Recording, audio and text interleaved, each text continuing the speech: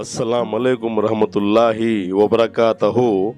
मोअज़्ज़िज़ नाज़रीन, आज की छोटी बात यह है कि माशाअल्लाह अगर बेहतरीन फ़ैसला चाहते हो तो सब कुछ अपने खुदा पर छोड़ दो। हुमायूं का मकबरा दिखाते हुए शुक्रिया मेरा चैनल देखने के लिए। आप इसे ज़्यादा से ज़्यादा सब्सक्राइब करें। सब्सक्राइब तो मुफ्त में है, न जाने आजकल की कौम कहाँ भाग रही है। कुछ अशार आपके सामने पेश करता हूँ, काबिल कबूल हो।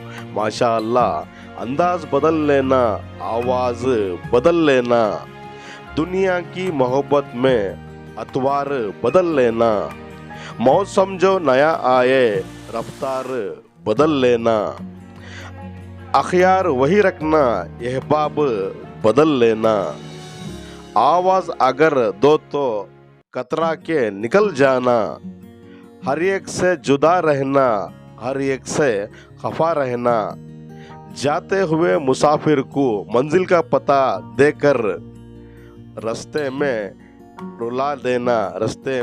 रुला देना। शुक्रिया मेरा चैनल देखने के लिए। कल फिर मिलेंगे कुछ नए पुराने अशार के साथ। तब तक के लिए अलविदा, अल्लाह हाफिज़।